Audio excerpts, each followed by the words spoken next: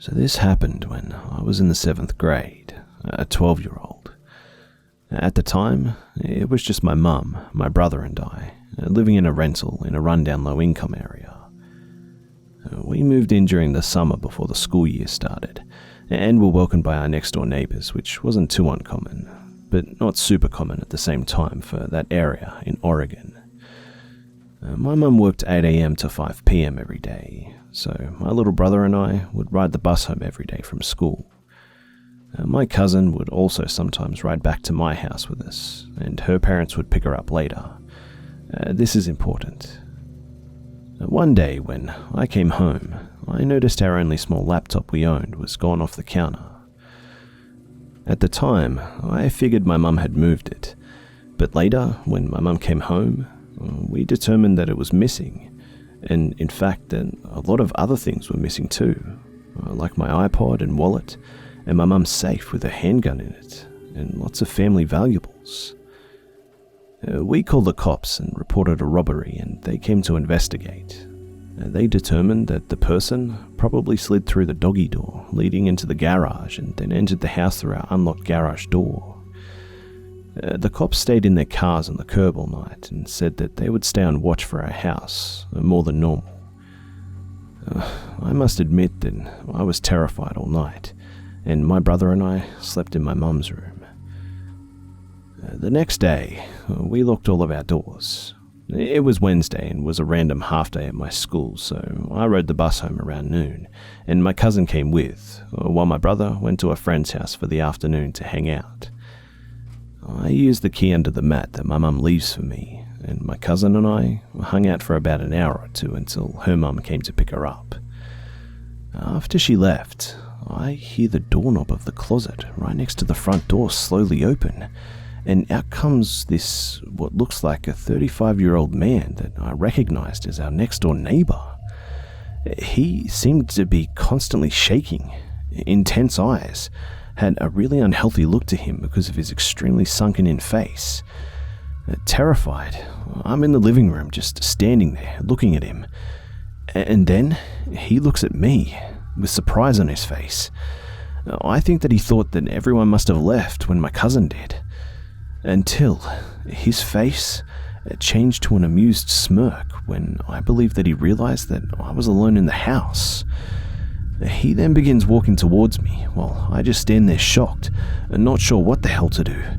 He then grabs me really hard on the shoulders and tells me that I'm pretty.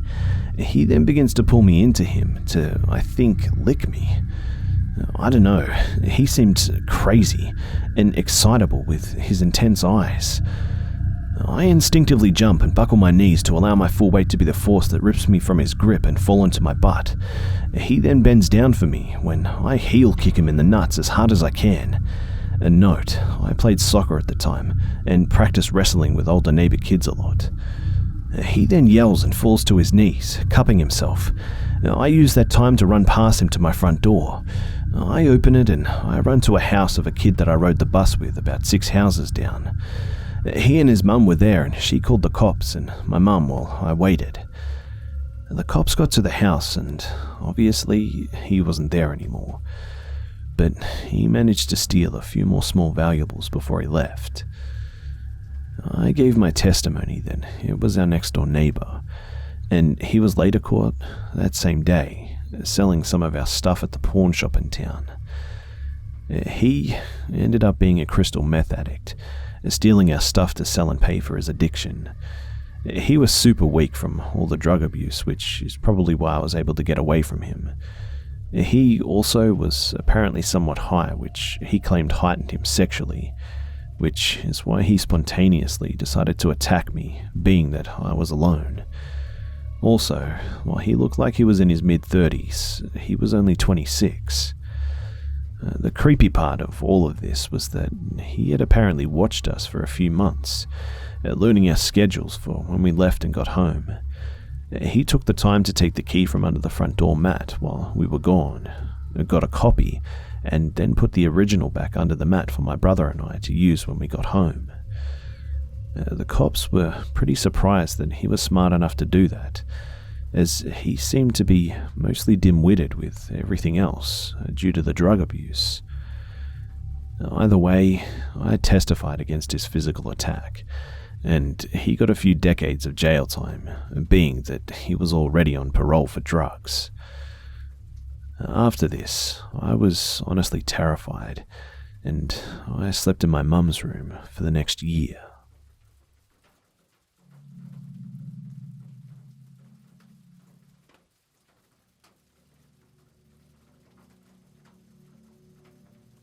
I had left the West Coast to go to a college in Missouri.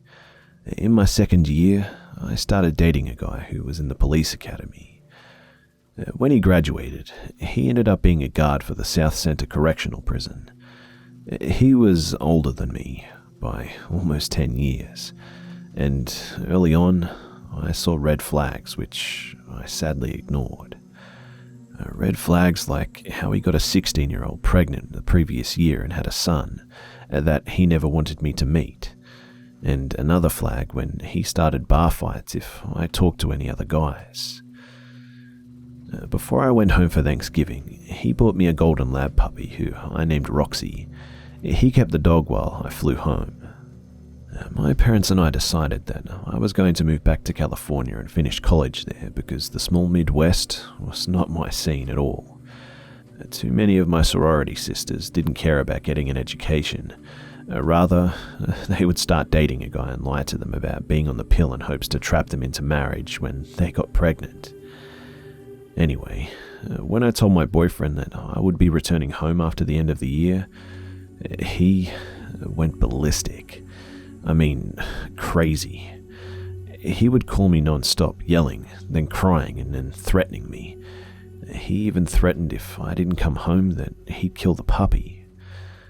When I returned, I asked where the dog was. He said that she got sick and died. Later, we went by his parents' house for something, and his mum pulled me into a private room and told me how he ran over the puppy with his truck on purpose after our phone call on Thanksgiving. Like, what the fuck? A few weeks later, after final exams, my mum flew down to help me pack up my car to be shipped home. On the last night, my boyfriend came by the hotel for our goodbyes. He had tried everything, from proposing with an ugly, cheap-looking diamond ring. My response being, "Did you buy this from Walmart?" And he said, "What does it matter if I did?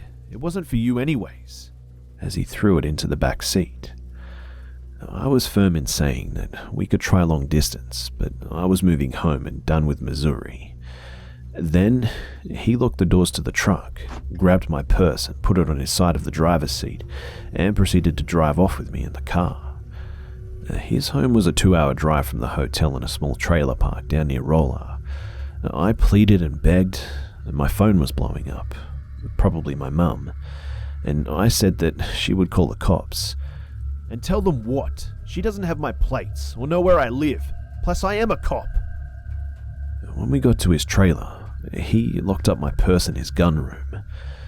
It was a rough night, and one that I've blocked from my memory, so I wouldn't be able to share with you any details except I remember being naked and tied up. In the morning, untied, he made me breakfast and said that he had to go to work. I asked him when I can talk to my mum.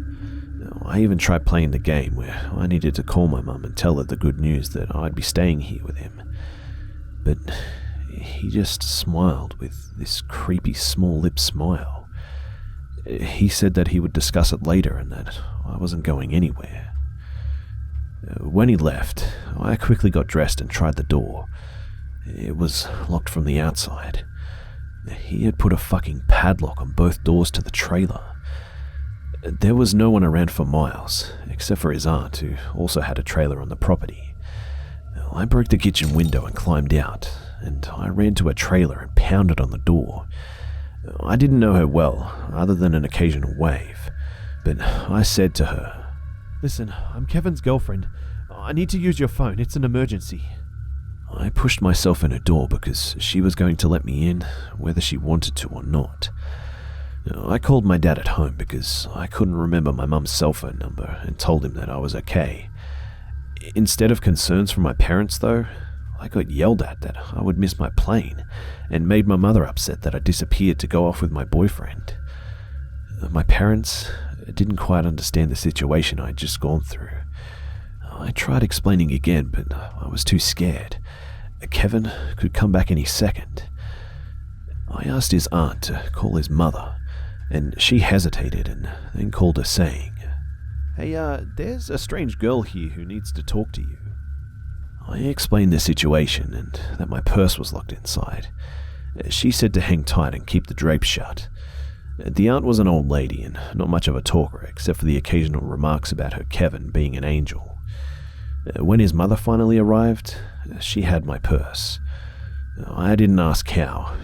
My phone, of course, was dead, but luckily I was alive with an escape plan now.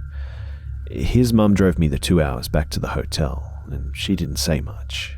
And when she did, it was about her son being special, and that he was a sweet boy with good intentions. Yeah, right. And something about when he had his eye on something pretty, he usually had to have it. I knew then that I needed to get out of the state ASAP. I finally got home, and my parents didn't quite understand the fact that I was actually kidnapped. They aren't typical loving parents, I know, but they understood quickly how Kevin was a problem. Luckily, he didn't know where I lived, but he got hold of the house phone number and called non-stop. Both my cell and the home phone were off the hook and full of voicemails. My dad and I went to the police station and filed a restraining order eventually. I started dating someone new and posted on Facebook that we'd be going to Disneyland. Last minute though, we changed our plans and headed to Tahoe for some ski at a friend's cabin. That same week, my father got a call from his private Disney club that a man had been asking for me every day, waiting outside of the entrance. And you guessed it was Kevin. My father told him that it was my stalker, and thank you, power of Disney, security escorted him off the grounds and he was put in Disney's blacklist, so I was told. The last I had heard about him was from a friend who lived in the same hometown, that Kevin had gotten a 15-year-old pregnant from a New Year's Eve party right after I left for California, and apparently he actually ended up marrying her. It scares me to think about what could have been, and the hell I was lucky enough to escape. But I sure wonder where that poor girl is now.